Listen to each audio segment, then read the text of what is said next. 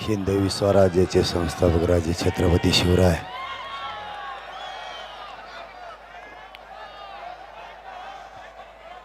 कराड आणि परिसरातील जमलेल्या माझ्या तमाम मराठा बांधवांना माझा मानाचा जय शिवराय।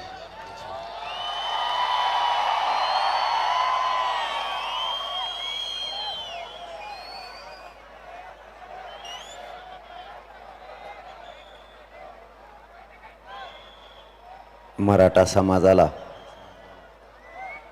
आरक्षण मिळावं या खाली या सगळ्या आता उशीरच झालाय तर एकजूट दाखवा सगळे खाली या। या चला एक पण पाठीमागे राहू नका, सगळे समोर या इकडे। अशी एकजूट मराठवाड्यात आणि महाराष्ट्रात पहिल्यांदी झाली की इतक्या रात्री इतक्या थंडी सुद्धा मराठे स्वतःच्या लेकरासाठी आणि आरक्षणासाठी एकजुटीनं बसले। माग कुणीच बसू नका, या समोर सगळे।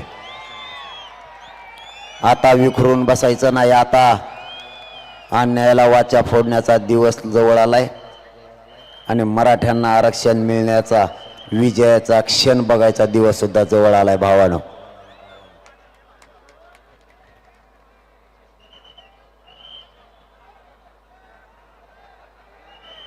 मी प्रथम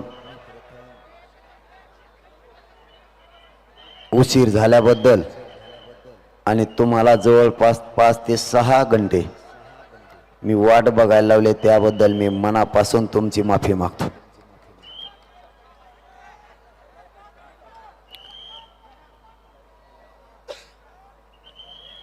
कारण मी तरी काय करणार, असं गाव नाही। मी सकाळी 8 वाजता निघलेलो आहे बांधवांनो, असं गाव नाही की ते अडवत नाही। गावागावात हजारांनो लोक रस्त्यावर आहेत आणि ते लोक भेटल्याशिवाय गाडी पुढे सरकूच देत नाहीत। मी जर त्यांना म्हणलो तुमचं दौऱ्यात तुमच्या गावाचं नाव नाही तर ते गाडीला आड झोपायला लागले, आमच्या अंगावून गाडी जाऊ द्या म्हणते। आणि माझा स्वभाव आहे 10 जरी मराठी रस्त्यावर उभा असले त्यांना डावलून जाणारी पैदास माझी नाही।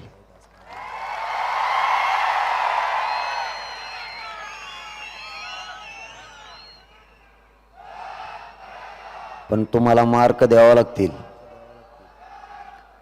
इतक्या थंडीच्या दिवसातही तुम्ही इतक्या विराट रूपाने इथं जमलात त्याबद्दल महाराष्ट्राच्या वतीनं तुमचं ऋण आम्ही मराठा समाज कधीच विसरणार नाही। ही सभा नाही,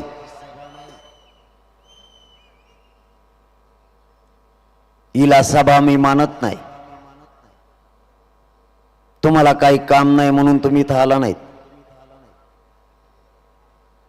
किंवा भाषण ऐकायला तुम्ही आलेले नाहीत, तुमच्या लेकराची वेदना घेऊन तुम्ही इथं आलात आणि ती वेदनाच आता आपल्याला बंद करायची। मराठ्यांच्या एकजुटीनं 70% लढाई जिंकत आणली, फक्त 30% राहिली। त्यांना सांभाळा। ह्या टायमाला तसंच होतं बघा, 9 वाजले की वरून पडे वाटतं खाली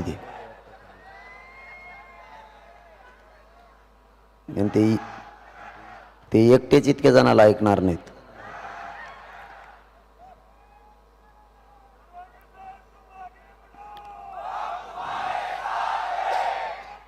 आपल्याला आरक्षण होतं। मला एक तुम्हाला सांगायचं आठवणीनं, एक अशी वार्ता पसरली होती, पश्चिम महाराष्ट्रातले मराठे एक होत नाहीत। तुम्ही त्यावर रेकॉर्डच मोडीत काढला।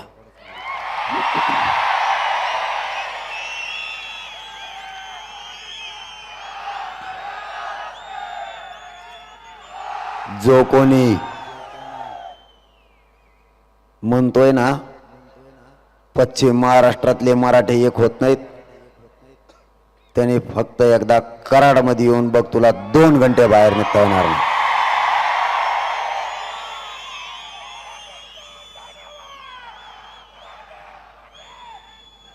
आपल्याला खूप नावं ठेवले.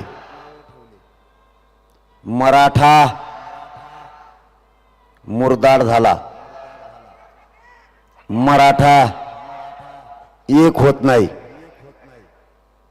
आणि त्यातले त्यात मराठे विदर्भातले एक होत, पश्चिम महाराष्ट्रातले एक होत नाही. आम्ही काल 3 दिवसापासून फिरतोय. पश्चिम महाराष्ट्रातलं एकही गाव असं नाही त्या गावातले लोक घरी येत असं एक पण गाव नाही, सगळे रस्त्यावर आहेत. आज एक विशेष घटना घडली. आम्ही विट्याला आलो आणि त्या विटा गावातले मराठा बांधव आणि सगळ्या जाती धर्मातले त्या शहरातले लोक गावात आम्ही शिरल्याबरोबर अगोदर विचारलं, या गावातले दुकानं आणि घरं बंद का आहेत? त्यांनी आम्हाला सांगितलं, या कार्यक्रमासाठी या गावातलं एकही माणूस दुकान आणि घर उघडणार नाहीत, सगळेचे सगळे लोक कार्यक्रमाच्या ठिकाणी आहेत. हे महाराष्ट्रात पहिल्यांदा घडलं. सभेला सुद्धा घरं आणि दुकानं बंद होती. मराठा समाजाला आरक्षण होतं हे आता सिद्ध झालं. ज्या ज्या वेळेस समितीने काम केलं त्या वेळेस प्रत्येक वेळेस सांगितलं, मराठ्यांच्या नोंदी नाहीत, मराठ्यांचे पुरावे नाहीत, म्हणून मराठ्यांना आरक्षण देता येत नाही.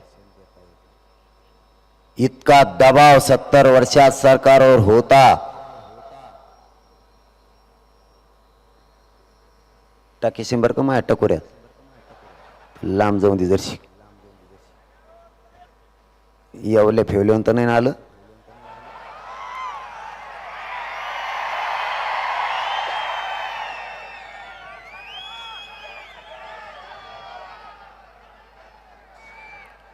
ज्या ज्या समित्यानं काम केलं त्या समितीनं प्रत्येक वेळेस सांगितलं, मराठ्यांचे पुरावे नाहीत म्हणून आरक्षण देता येत नाही.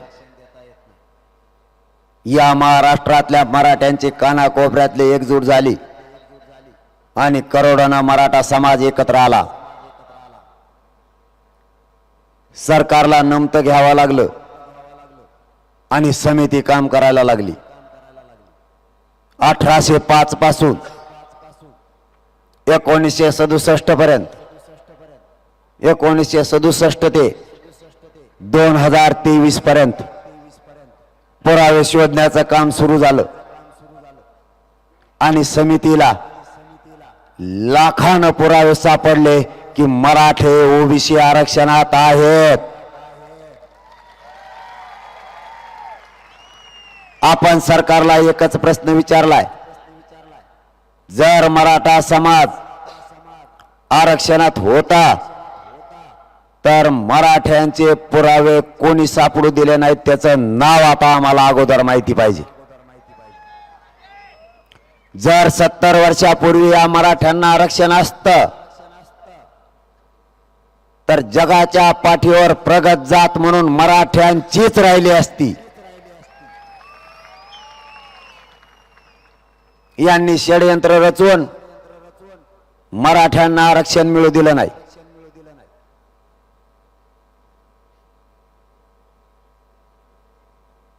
एकोणीसशे 67 ला आरक्षण दिलं. ज्या ज्या जाती आरक्षणात घातल्या त्या जातीचा कसलाही पुरावा देण्यात आला नाही किंवा कोणताही अहवाल देण्यात आला नाही. साध्या शासन निर्णयावर शेकडो जातींना आरक्षण वाटप केलं, व्यवसायावर आधारित. व्यवसायाच्या आधारावर जाती निर्माण झाल्या आणि आरक्षण वाटप केलं.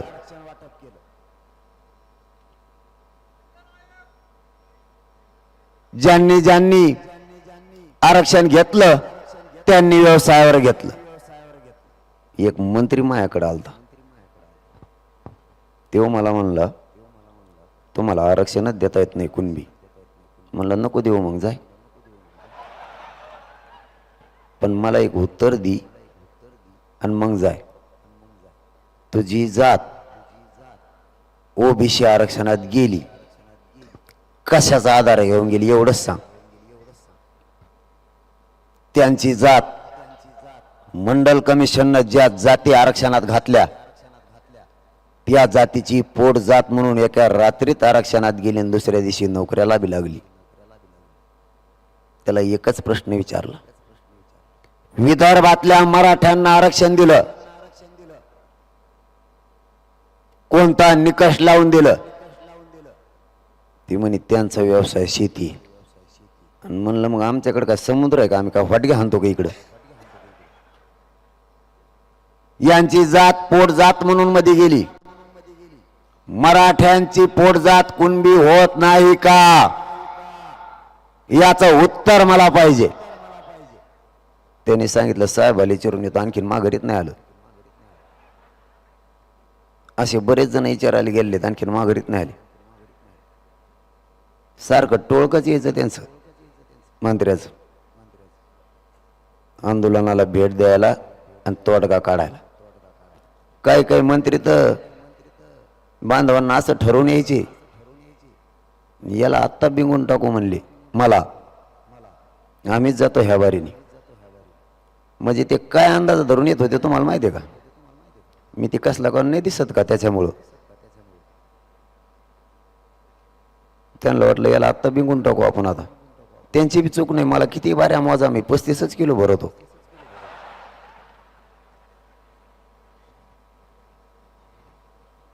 मी दिसतो बी बँड मध्ये खोळखोळे वाजवणार असल्याने.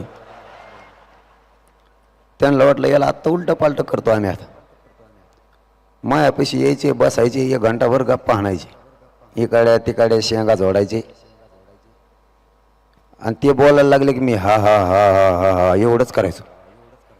त्यांना वाटलं जमलं ना, फुटलंय. 1 घंटा झाला की मी माझं उतर खाली, मग तो मग नाही जमत. त्यांनी सगळे डाव टाकले आपल्यावर, सगळे. आपण एकच त्यांचा हे डाव यशस्वी होऊ दिला नाही. आणि मग त्यांना वाटलं हे बेकार आहे. त्यांच्या मुंबईत भाकरी खाताना चर्चा चालायचे, भाकरी खात असते ना संध्याकाळी ते म्हणायचे मायाला काय निवार माथ्याचा लागला रे, आंदोलन कोणाचंच ऐकत नाही. कारण मी ते आंदोलन सरकारशी संबंध मेंटेन करण्यासाठी उभा नाही केलं, माझ्या गोरगरीब मराठ्यांना न्याय देण्यासाठी ते आंदोलन उभा आहे. ज्या जातीला आणि ज्या समाजाला मी मायबाप मानलंय त्या मायबाप समाजाची गद्दारी करणारी औलाद माझी नाही. मरल पण मी या मराठ्यांशी गद्दारी करणार नाही. आमच्या लेकरांना वेदना व्हायला लागल्यात. 1% जर आमचं लेकरू हुकलं तर जनावरासारखं ढसा ढसा रडत ते घरापर्यंत यायला लागलंय. ज्या वेळेस लेकरू सुशिक्षित बेकार म्हणून घरी हिंडतंय त्यावेळेस त्या आई बापांचं काळीच कापल्यासारखं होतंय. आपल्या लेकराची समजूत काढायची कशी? लेकरानं रात्रंदिवस अभ्यास केलाय पण 1% हुकलंय. या आरक्षणानं आपल्या लेकराच्या आयुष्याचा घात केलाय. लेकरांचं आयुष्य उद्ध्वस्त झालं. हे ना त्या लेकराला सहन होतंय ना बापाला. माय बापाने रात्रंदिवस कष्ट केले, स्वतःच्या पायाला कधी चप्पल नाही घेतले ना कधी कपडे नाही घेतले, कधी पोटाला माय बापानं पोटभर खाल्लं नाही. 1-1 रुपया सासून ठेवला आणि लेकरं शिकवले. आई बापानं आणि लेकरानं एकच स्वप्न बघितलं, जर माझं लेकरू अधिकारी झालं तर आमचं दुःख तो वाटून घेईल. आम्ही जे काबाड कष्ट केले ते माझ्या लेकराच्या वाट्याला आता आले नाही पाहिजे म्हणून आपल्या आईबापानं काबाड कष्ट केले. परंतु ना त्या बापाचं स्वप्न पूर्ण झालं ना त्या लेकराचं. त्यांच्या स्वप्नाची राख रांगोळी झाली. हजारानं आणि लाखानं लेकरं सुशिक्षित बेकार होऊन पडले. या आरक्षणापायीच्या गोष्टी झाल्या. मराठ्यांनी आरक्षण समजून घ्यायला सुद्धा उशीर केला. ज्या ज्या जातीने आरक्षण समजून घेतलं त्या त्या जाती रात्रीच आरक्षणात गेल्या आणि सुधारल्या सुद्धा. आपण आरक्षण समजून घ्यायला खूप उशीर केला. आरक्षण आपल्या हक्काचं होतं परंतु आपण त्यांच्यावरती विश्वास ठेवला आणि तिथेच खरा आपला घात झाला. आपण आपला म्हणून राजकीय नेत्यांवर विश्वास ठेवला. आपल्या बापजाद्यानं 75 वर्षात जे जे पक्ष झाले ते सगळे पक्ष मोठे केले आणि त्या पक्षातले नेतेही मोठे केले. आपल्या बापजाद्यांनी यांना यासाठी मोठं केलं की तो आपला आहे म्हणून मोठे केले. आपल्या बापजाद्यांना वाटलं कधी काळी जर आपल्या लेकराचं काम पडलं तर हा आपल्या कामाला येईन म्हणून त्याला मोठं केलं. पण तो आपल्या कामाला आला नाही. आज आपल्या लेकरांना आरक्षणाची आवश्यकता आहे. या दिवशी त्या राजकीय नेत्यांना ज्यांना मोठं केलं त्यांची गरज आहे. पण तो आज आपल्या मदतीला यायला तयार नाही. उलट मराठ्यांच्या लेकरांच्या आरक्षणाच्या विरोधातच त्यांनी भूमिका घेतली. मग यांना मोठं केलं कशासाठी? याला जबाबदार तुम्ही स्वतः आहेत. त्याचे लेकरं मोठं करायचं काम आपण केलं. आपले लेकरं मोठं करायला कोणी नाही आलं.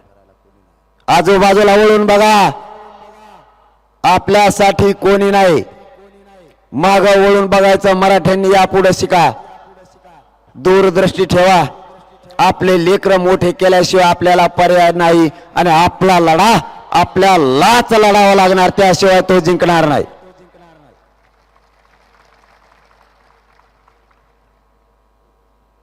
आपण सगळं उलटच करून ठेवलं. पक्षातले सगळे नेते मोठे केले. ते पैशावलं झालं. त्याच्याकडे बंगला आला, गाड्या आल्या, पैसे आले. त्याचे पोरं दुसऱ्या देशात शिकायला गेले. साहेबाचं पोरग. आपण त्या साहेबाच्या पोराला गावाकडे आल्यावर भैया म्हणायला लागलो. त्याला नीट हाकता आहे ना, त्याला आपण भैया म्हणायला लागलो. ते जर चांगले कपडे घालून यायला लागलं तर आपण त्याला भैया साहेब म्हणायला लागलो. आपण त्यांच्या आयुष्यावर पॉम्पलेट चिटकेले, आयुष्यभर बोर्ड लावले. थोडं उलट करून बघा. आपण त्याचे पॉम्पलेट चिटकेले, बोर्ड बांधले. थोडा वेळ आहे ना तुम्हाला, बोलू ना.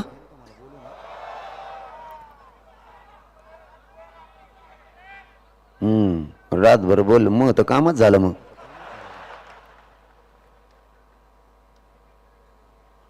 थोडं उलट करून बघू. आपण त्यांचे आयुष्यभर पॉम्पलेट चिटकेले. त्या साहेबाच्या भयाला म्हणा, आमच्या पोरांचं आरक्षणात जीवन पूर्ण गुंतलंय. फक्त 7-8 दिवस पॉम्पलेट चिटकायला चल, येतोय का बघा बरं. नाही आणि मग कशाला मोठं केलं त्याला. आपल्या लेकराचं वाटोळं होत असताना त्यांचे मोठे केले आणि आपले का ऊस तोडायला पाठीता का. मावश्या हो, तुम्हाला एक काम सांगतो. उद्यापासूनच हे घराच्या बाहेर चालले की यांना पहिले विचारायचं कुठं चालले. कारण हे तुमच्या पुढं नाहीत, मला चांगलं माहिती. यांना पहिले विचारायचं तुम्ही कुठं चालले. हे जर म्हणले साहेबाच्या भायाकडे चालू, त्यांचं टंगडं बांधून घरात ठेवायचं यांना. तो साहेबाचा भाया मरू दे म्हणा तिकडे. जर शिक एकदा आरक्षण मिळून दी मग बघू. त्याला हिंडून दे तिकडे समुद्रात. यांचे मोठे करायचे बंद. मी म्हणत नाही तुम्ही राजकारण करू नका. तुम्हाला ज्यावेळेस करायचं त्यावेळेस तुम्ही बिनधास्त करा, पण अगोदर आपल्या लेकरांना आयुष्याची आरक्षण देऊन भाकरी द्या. तुम्हाला ज्याचे झेंडे उचलायचे त्याचे उचला. आपण जर महिलांना म्हणलो ना, गावागावात जाऊन जनजागृती करा, मराठा आरक्षणाच्या बाबत पुरुषांना सांगा, एकजूट वाढवा, आणि महिलांना पण सांगा आपल्या लेकराचं याच्यात कल्याण होणार आहे.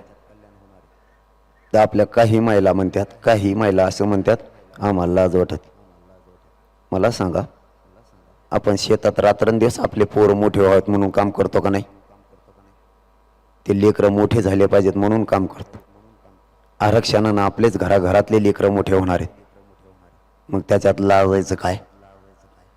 बरं, तुम्हाला लाज वाटत तर वाटू द्या. मग तुमचा दीर उभा राहिल्यावर कसा गल्लीत पॉम्पलेट घेऊन जाती, नारळाला हाना, पतंग हुकून देऊ नका, बराबर कवशीला हाना, मग कसं सांगती? मग तो दीर निवडून येतो, तो कोणत्या तरी साहेबाचा असतो. साहेब आणि ते दोघं मोठे होते, आपले जाऊन दे उसं तोडायला. लोकांचे मोठं करायचं आता बंद करा. आपल्या पाठीशी कोणी उभा राहत नाही. आता आपल्याला त्यांची गरज लागली, कोणीच मदतीला यायला तयार नाही. आपला लढा सामान्य मराठ्यांनी हातात घेतला आणि करोडो मराठे एकत्र आले. आणि सरकारनं समितीला काम वाढवायचं सांगितलं. ती समिती बी पहिल्यांदा अशी धोरणात होती, अगोदरचा 1 महिना वेळ दिला होता आपण त्यांना. आणि त्या समितीचे अध्यक्ष नितीन करीर मुख्य सचिव महसूलचे होते. तारीख संपली तरी त्यांना माहित नाही मी या समितीचा अध्यक्ष होतो म्हणून. कसं मराठ्याचं कल्याण होईल? मग त्यांनी परत दुसरी नेमली. तिने 15 दिवस काही नाही केलं. ती नुसती हैदराबादला जाती, तिथून मुंबईला माघारी येते, परत संभाजीनगरला येते, परत हैदराबादला जाते. तिला इमान आहे, काय करतीन काय नाही तिची तिलाच माहीत, नुसती हिंडती. आम्ही विचारलं काय अडचण आहे? ते म्हणले पुरावे सापडणार. मग कशाला हिंडती? तिने 63 कोटी रुपये नसेली एकटीने, एक पुरावा नाही. आम्ही त्यांना विचारलं, तुम्ही हैदराबादला गेलात, तिथं मोडी लिपीमध्ये आहे, तिथं उर्दू भाषेत लिहिलेलं आहे, तिथं फारसी भाषेत लिहिलेलं आहे, सगळे 16 प्रकार आहेत. तुम्ही अभ्यासक सोबत नेले होते का? एक बी बोला ना. याचा अर्थ नेलेच नव्हते. 2-4 दिवसाने पुन्हा बातमी आली, 15,000 पुरावे सापडले. आता कस काय सापडले? आमचं सरकारचं असं ठरलं होतं, हैदराबाद संस्थानातून मिळालेले पुरावे याचा अहवाल पारित करायचा आणि महाराष्ट्रातल्या मराठा समाजाला सरसकट आरक्षण द्यायचं. परंतु प्रथम अहवाल सादर झाला आणि आमच्या लक्षात आलं, हा अहवाल मराठवाड्यातल्या मराठ्यांना आरक्षण मिळणार आहे यापासून आपण कधीच भेद करत नाही. मराठवाडा, पश्चिम महाराष्ट्र, कोकण, खानदेश आणि विदर्भ असा भेद आपण कधीच जिंदगीत करत नाही आणि करणार सुद्धा नाही. ज्या दिवशी आम्हाला माहित झालं प्रथम अहवाल सादर झाला, त्याच दिवशी सरकारला सांगितलं आम्हाला हे मान्य नाही. एक भाऊ तुम्ही खुश करणार आणि दुसरा नाराज करणार. सरसकट तुम्हाला महाराष्ट्रातल्या मराठा समाजाला 50% आत आणि सरसकट कुणबी प्रमाणपत्र द्यावेच लागतील. समितीचा दर्जा आजच वाढवा. समितीला महाराष्ट्राचा दर्जा द्या. मुख्यमंत्री साहेबांना त्याच दिवशी समितीचा दर्जा वाढवला आणि आज महाराष्ट्रातल्या जिल्ह्यात लाखोंना नोंदी सापडायला लागल्या. हे यश आपल्या आंदोलनाचं आणि मराठ्यांच्या एकजुटीचं आहे.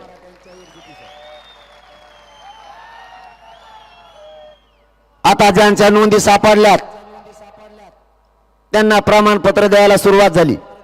आपल्या पोरानं ऍडमिशन घ्यायचे बंद केले होते, त्यांच्यात इतका उत्साह वाढलाय.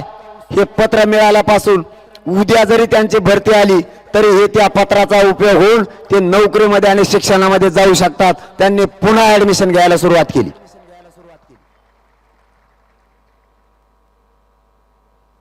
ज्या नोंदी मिळाल्या त्याचा अहवाल सरकारला सादर होईल आणि ज्यांच्या नोंदी नाहीत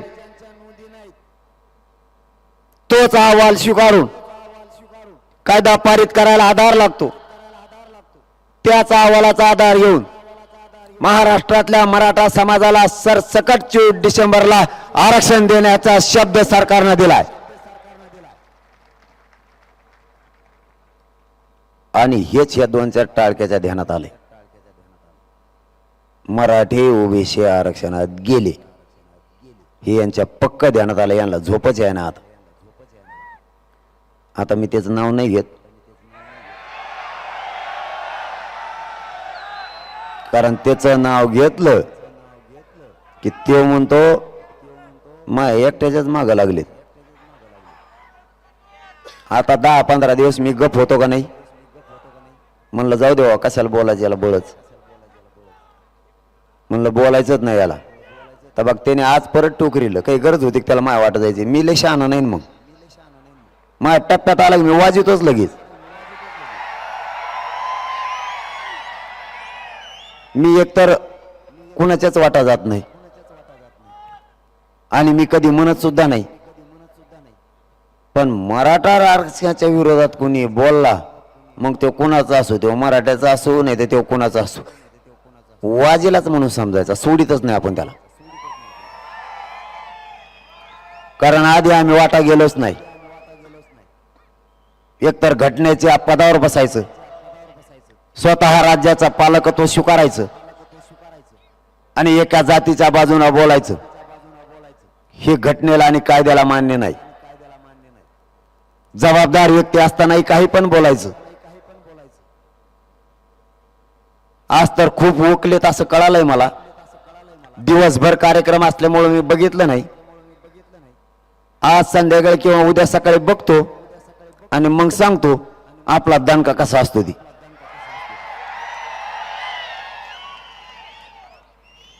तुम्ही कार्यक्रम घ्यावेत. लोकशाहीने अधिकार दिलाय, तुम्ही कार्यक्रम घ्या.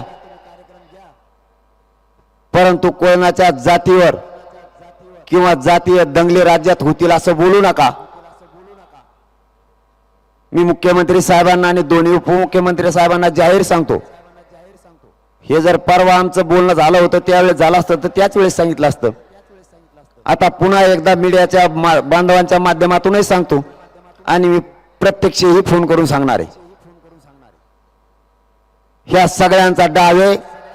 राजकीय दंगली सामाजिक दंगली आणि जाती जातीत दंगली झाल्या पाहिजेत हा यांचा डाव आहे. यांना वेळीच आवरा. आमचे आंदोलन शांततेत येत, आम्हाला शांततेतच करायचे. नाविलाजानं जशास तसं उत्तर द्यायची वेळ आमच्यावर आणून येऊ देऊ नका. कारण तुम्ही किती येत आम्हाला मोजायला वेळ नाही. पण आम्ही एकटेच 50-60% आहेत याचा सुद्धा तुम्ही भान ठेवा. मग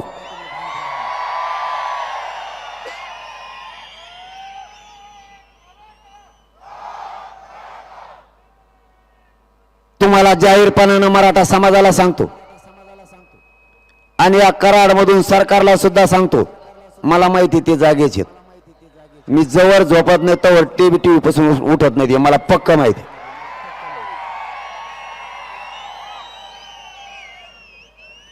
मी या कराडमधून जाहीरपणानं सरकारला सांगतो, आमचे आंदोलन शांततेत सुरू आहेत. पुढच्याही काळात शांततेत सुरू राहणार. यांना आवरा. यांना जातीय दंगली करायच्यात. यांचे भाषण तपासून बघा. कारण यांच्या लक्षात आलंय मराठा ओबीसी आरक्षणात गेला आणि तो जाणार पण आहे. तुम्ही किती शक्ती लावली तरी मराठा आता आरक्षणात गेल्याशिवाय राहत नाही. त्याचं कारणही मराठा बांधवाला लगेच सांगतो. या कराडमध्ये एखाद्या माणसाची जर 2 गुंठे जागा असली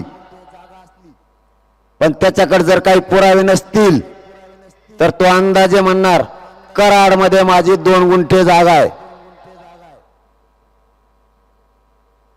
पण गावालाही माहित नाही याची कुठे आहे आणि त्यालाही माहित नाही कुठे. पण ज्या दिवशी 7/12 त्याला 2 गुंठ्याचा मिळेल त्या दिवशी कराडच्या लोकांना त्याची 2 गुंठे जागा द्यावीच लागणार. ओबीसी आरक्षणात असलेले पुरावे मराठ्यांचे मिळाले. आता येडाही माणूस सांगू शकतो मराठा ओबीसी आरक्षणात आहे आणि कायदा सांगतो जी जात ओबीसी आरक्षणात आहे किंवा ज्या समूहाच्या नोंदी मिळाल्यात त्यांना ओबीसी आरक्षणात घेणं सरकारचं क्रम प्राप्त आहे आणि सरकारला त्या जातीला आरक्षणात घ्यावंच लागतं. मग मराठा समाज आरक्षणात आहे आणि आता तो जाणार. कायदा सांगतो लोकसंख्येच्या 50% आरक्षण दिलं पाहिजे. घटना सांगते 100% दिलं पाहिजे. 100% आरक्षण फक्त एसटीला आणि एसटीलाचे. त्यानंतर कायद्याने दिलेले आरक्षण लोकसंख्येच्या प्रमाणात 50% दिले गेले. मंडल कमिशन ओबीसी आरक्षणासाठी गठीत झाला. 88-89 ला गठीत झाला आणि 90 ला ओबीसीने आरक्षण दिलं. ओबीसीची लोकसंख्या 28% दाखवली. 14% 90 ला ओबीसीने आरक्षण दिलं. 94 ला तेच आरक्षण 30% झालं. 4 वर्षात 16% आरक्षण वाढवून दिलं. ते आरक्षण मराठ्यांचं होतं.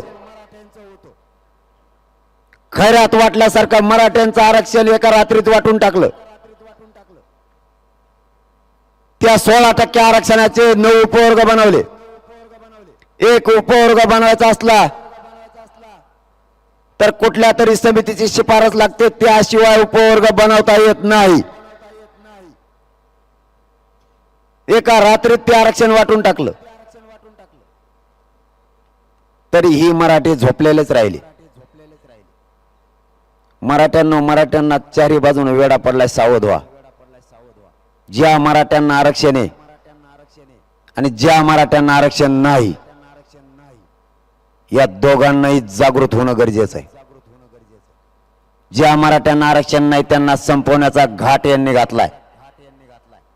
आणि जर आम्ही संपलो तर ज्या मराठ्यांना आरक्षण आहे त्यांना सुद्धा संपवायला ते मागं पुढं पाहणार नाहीत. दोन्ही मराठ्यांनी शांततेत पण एकजूट तातडीनं बनवा. एकजूट झाल्याशिवाय आपल्याला पर्याय नाही. जात वाचवा आणि त्या जातीचे पोरं सुद्धा वाचवा ही माझी तुम्हाला विनंती आहे. मराठ्यांना जाहीर आव्हान आहे. यांनी किती उचकवण्याचा प्रयत्न केला तरी उचकू नका. उद्रेक आणि जाळपोळ कोणी करायची नाही. मराठा आरक्षणासाठी एकाही मराठ्यांच्या पोरांना आत्महत्या करायची नाही. जर पोरच मरायला लागले तर ते आरक्षण द्यायचं कोणाला आणि आपलं आंदोलन करून उपयोग काय. गोष्टी लक्षात ठेवा. यांना माहिती आहे आता मराठा समाज आरक्षणात गेला आणि मराठ्यांनी 70% लढाई जिंकली सुद्धा. त्यामुळे यांना काय कळाय नाही. आता हे कुणीकडे पण बोलायला लागलेत. यांना जातीय दंगली घडून आणायच्यात. ग्रामीण भागातला ओबीसी बांधव आणि मराठा बांधव आत्ताही एकमेकाच्या सुखादुःखात उभा राहतो. अजिबात कोणीही एकमेकाच्या अंगावर जायचं नाही आणि मराठ्यांनी सुद्धा त्यांच्या अंगावर जायचं नाही. यांचं राजकीय स्वार्थापोटी जे यांनी घाट घातलाय ते स्वप्न यांचं कधीच पूर्ण होऊ द्यायचं नाही. आणि त्याचं बिचाराचं सध्या वय खूप झालंय. त्याला तर काही सुचाना. ते कुंकडं बोलू राहिले आणि उद्यापासून त्यांना महत्व देण्याची गरज नाही. अगोदर त्या माणसाला आपण मानत होतो कारण छगन भुजबळ साहेब म्हणून या व्यक्तीला आपला विरोध नाही. त्यांच्या विचाराला आपला विरोध होता. तुम्ही सामान्य मराठ्यांच्या पोराच्या आरक्षणाला विरोध करता. त्यांच्या विचाराला विरोध होता. परंतु आज असं कळालं की त्यांनी खूप पातळी सोडली. त्यामुळे त्या माणसाला महत्व देण्याची अजिबात आता गरज नाही. अजिबात उद्यापासून आपल्याकडून त्यांना महत्व दिलं जाणार नाही. त्यांना किंमत देण्याची अजिबात गरज नाही. कारण त्यांना सुद्धा मराठ्यांनीच मोठं केलेलं आहे, त्यांना दुसऱ्यांनी मोठं केलेलं नाही. त्यांचा डाव सगळे हाणून पाडा, एकही यशस्वी होऊ द्यायचा नाही. आंदोलन करताना शांततेत करायचं. आजपासून सगळ्यांनी कामाला लागा. 1 डिसेंबर पासून राज्यात, आपल्या तालुक्यात आणि आपल्या जिल्ह्यात एकही गाव नाही राहिलं पाहिजे की तिथं साखळी उपोषण सुरू नाही. एकही गाव राथा कामा नाही. सगळ्या गावात साखळी उपोषण बसले पाहिजे. आपल्याला आंदोलन शांततेत करायचंय. या शांततेच्या आंदोलनानंच 70 वर्षात जे आरक्षण मिळत नव्हतं ते निर्णयाच्या प्रक्रियेत आणून ठेवलंय. हे शांतीचं ब्रह्मास्त्र पेलण्याची ताकद या राज्यात आणि या देशात कोणातच शक्ती नाही की शांततेचं आंदोलन रोखू शकाल. सावध व्हा, दूरदृष्टी ठेवा. आपण फक्त शांततेने चला. त्यांना काय करायचं तर करू द्या, प्रतिक्रिया सध्या देऊ नका. जशाला तसं सध्या उत्तर द्यायचं नाही. त्यांना थोडं दमून द्या. काय काय करतात बघा. शांततेत राहा. प्रत्येकानं साखळी उपोषण बसवताना निवेदन द्या, म्हणजे सरकारला कळण कोणत्या कोणत्या गावात बसलेत. एखाद्या गावात मराठ्यांचं जर एक घर असलं त्याने एकट्यानं कोठ्यात का होईना बसायचं, पण बसायचंच. इतकी ताकद मराठा आरक्षणासाठी आता लावायची. कारण 24 डिसेंबर पर्यंत आपली पण कसोटी आहे. एवढ्या वेळेस तुमच्या पायाला हात लावून सांगतो, मराठ्यांच्या लेकराच्या पदरात हे आरक्षणाचा पुण्याचा दान टाकू लागा. एकदा आपल्या लेकराला आयुष्याची भाकरी द्या, मग तुम्हाला ज्याचा प्रचार करायचा त्याचा करा. आरक्षण मिळेपर्यंत ना पक्ष ना नेता, सध्या फक्त स्वतःच्या लेकराच्या हितासाठीच लढायचं. आता लढाई जिंकत आली. लढाई आपल्या अंतिम टप्प्यात आहे. सरकार रात्रंदिवस मराठा आरक्षणावरच काम करत आहे. महाराष्ट्रातल्या सगळ्या मराठ्यांच्या नेत्याला आज आव्हान कराडमधून आम्ही करतोय. मराठ्यांच्या लेकरावर वेळ आली. मराठ्यांच्या लेकराच्या मदतीला आता उभा राहा. कारण यांनी चारही बाजूनं विषारी विचार पसरवण्याचं काम सुरू केलंय. या राज्यात शांतता राहिली पाहिजे. सगळ्या मराठ्यांच्या पक्षातील जे नेते आहेत त्यांनी मराठ्यांच्या लेकराच्या पाठीशी उभा राहा. तुम्ही जर यावेळेस मराठ्यांच्या लेकराच्या पाठीशी उभा राहिलात तर मराठा समाज तुमचा उपकार विसरणार नाही. पण जर तुम्ही नाही राहिलात तर हेच मराठी आयुष्यभर तुम्हाला गुलाल लागू देणार नाहीत.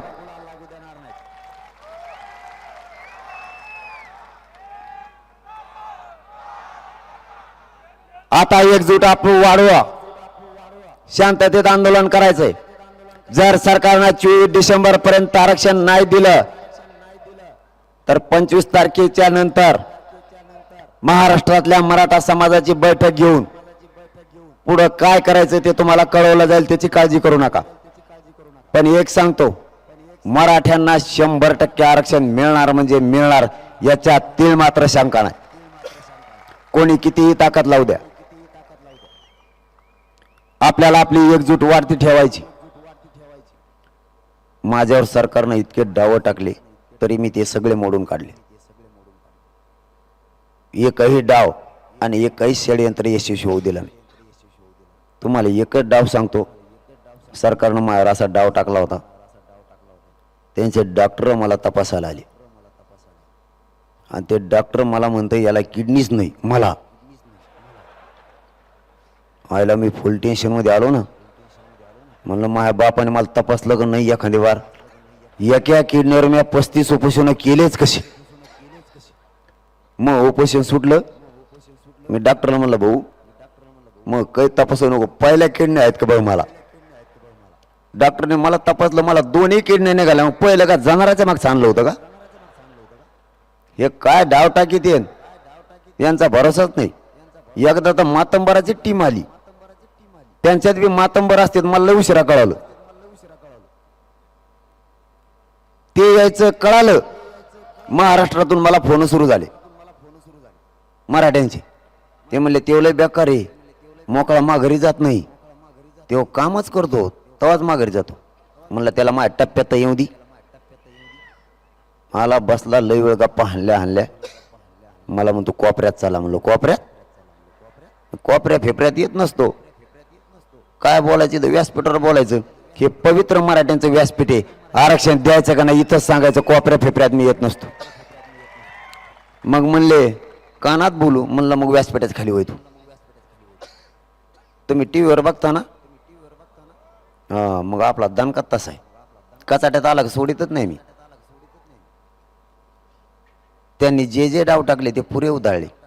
कारण हे आरक्षण आंदोलन संबंध मेंटेन करण्यासाठी नाही, मराठ्यांना आरक्षण देऊन न्याय देण्यासाठी आंदोलन उभा राहिले.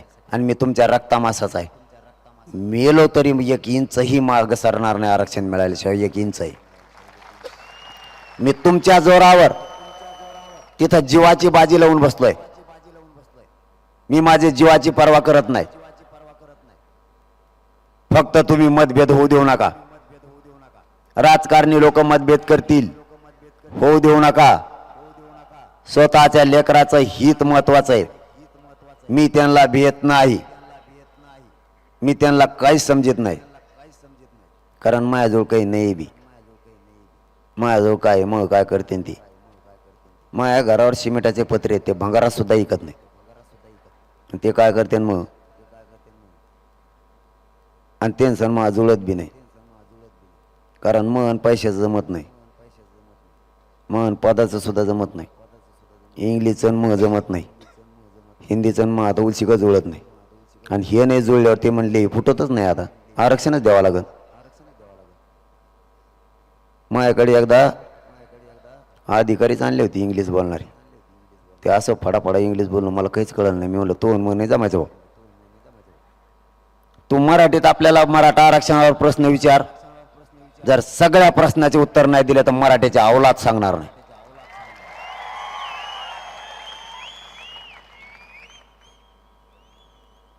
आरक्षणाची बाजी आपण आता जिंकत आणली. डोळ्यासमोर लेकराच्या वेदना ठेवा. डोळ्यासमोर लेकराच्या अडचणी ठेवा. आता नोंदी सापडल्यात. सरकारला काही झालं तरी आरक्षण द्यावंच लागणार आहे. कायद्याच्या बाहेर काम करता येत नाही. फक्त आपल्यावर जबाबदारी ती पार पाडा. आंदोलन मात्र शांततेत करायचे. यांनी किती उचकायचा प्रयत्न केला. कारण हे सध्या यांना माहीत झालंय मराठा आरक्षणात जाणारे. यांना काय बोलावं काहीच कळायना. त्यामुळे ते बहुतेक जातीय दंगली घडवण्याचा प्रयत्न करणार आहेत. कुठंही असा प्रकार होता कामा नाही. मराठ्यांनी फक्त शांत राहा. बोर्ड फाडून द्या नाही तर पॉम्पलेट फाडू द्या. थोडे दिवस शांत राहा. एकदा आरक्षण पदरात पडू द्या, नंतर त्यांचे सुद्धा बोर्ड राहणारच. आमच्या भोकरदनला आपण ते बंदीचे बोर्ड लावले होते ना पोरांनी, गावाने, समाजाने. सरकारने सांगितलं 24 डिसेंबरला मराठ्यांना आरक्षण देऊ. मग आपण ती बंदी उठविली. म्हणलं बघू नंतर. मग त्याला गावात यायचं होतं. त्यांनी सांगितलं बोर्ड काढून टाका, फाडा देऊ. त्याच्या लोकांनी बोर्ड फाडा बी आणि तिथं नको फाडू म्हणणाऱ्याला हाणलं सुद्धा. मी त्या दिवशी हॉस्पिटलला होतो. त्याच दिवशी माझी सुट्टी झाली. जर बोर्ड फाडला म्हणून मराठ्यांनी ठरवलं असतं आणि जालना जिल्ह्याच्या एसपींना आणि कलेक्टरांना फोन जर लावला असता, त्यांना जर सांगितलं असतं बोर्ड फाडणाराचं आम्हाला काहीच करायचं नाही, फक्त आम्हाला त्याचं घर बघून यायचं कसलं आहे, काय झालं असतं. मराठ्यांची नुसती धूळ जरी उडाली असती तरी त्याचं घर उडून गेलं असतं. तो आमचे बोर्ड फाडितो. मराठ्यांनी जर ठरवलं तर बनायला सकट तो चड्डी सुद्धा फाडी दे. पण आम्हाला माहित होतं आपलं आरक्षणाचं यश जवळ आलंय. थांबा, पुढं आपल्याच कचाट्यात तो कुठं जाईल. मराठ्यांनी जर ठरवलं ना, त्याला आयुष्यभर गोलाला लागून नाही देत, त्याला उसच तोडा जावं लागेल. बोर्ड फाडितो. एकदा एवढी आरक्षणाची लढाई जिंकू द्या. यांचे सुद्धा सगळं आहे पुढं. सध्या शांत डोके ठेवा. संयम सुद्धा ठेवा आणि एकजूट वाढवा. गावागावात जा, जागृती करा. गाव तिथं 1 डिसेंबर पासून साखळी उपोषण बसले पाहिजेत. इतकी जोरदार तयारी करा आणि आपल्या गोरगरिबांच्या लेकरांच्या पदरात एवढ्या वेळेस हे आरक्षण टाकू लागा. आपल्या लेकराचं कल्याण झाल्याशिवाय राहणार नाही. ही तुम्हाला मी हात जोडून विनंती करण्यासाठी आलोय. मला डॉक्टरने सांगितलं आराम करायचा, तरीही मी करत नाही. मावशी हो, तुम्हाला एक सांगतो, शेवटचं सांगतो ना, आता तुम्हाला विलय ताणून धरत नाही थंडीमुळं. हे माझ्याकडे अंतरवली येतात. मला काय म्हणतात माहिती आहे का? तुम्ही आमच्या गावात या, आमचा लय तुमच्या जीव आहे. मला हे तुम्हाला कोण धक्का लावतोय बघतो, आम्ही तुमचं संरक्षण करू, आमच्या गावात या, आम्ही आहेत तुम्हाला सांभाळायला. मला असं कचा कचा ढकली देत. मी उतारायला लागल्यासारखा तिकड्या कडीलाच जातो.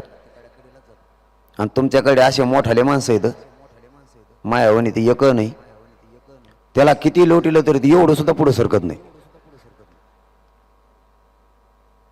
मग बरगाड मोडून ना तुम्ही इतकं लोटीता. तुमच्या इथं सुख मिळालं मला, पण इथून मागं लय ताण झाला मला. असे लोटीत येत जोरात. मला माहिती आहे तुम्हाला माया आहे, तुम्हाला मला भेटावं वाटतं. तुम्ही प्रेमापोटी माझ्याकडे येत आहे. मी मूर्ख नाही आहे, मला समजते तुमची भावना. पण हे 17 दिवसाचं उपोषण झाल्यामुळं आणि आताचं 9 दिवसाचं माझं शरीर मला साथ नाही देत. आता डॉक्टरांनी सांगितलं मला आराम करा, पण मला माहीत होतं आता विजयाचा सुवर्ण क्षण येणार आहे. ह्या काळात जर मी झोपलो मराठ्यांना जर जागृत नाही केलं तर मराठ्यांचं लेकरांचं वाटोळच केलं आणि झालं म्हणून समजा, आणि ते पाप मी डोक्यावर नाही घेऊ शकत. म्हणून मी रात्रंदिवस समाजाला जागृत करण्यासाठी, समाजाचा आशीर्वाद घेण्यासाठी गावोगावी यायला लागलो. आता तुम्हाला जाता जाता पुन्हा एक विनंती, काहीही करा, काहीही करा, पण एकजूट वाढवा. गावची गाव जागे करा. आपल्या लेकराच्या कल्याणासाठी एकजूट राहा. तुम्हाला जाताना शब्द देतो, मराठा समाजाला आणि मराठा समाजाच्या लेकराला आरक्षण देण्यासाठी माझा जीवही गेला तरी 1 इंचही माग हटणार नाही, पण आरक्षण मिळाल्याशिवाय थांबणार नाही. हे शब्द तुम्हाला देतो आणि थांबतो. जय जिजाऊ, जय शिवराय.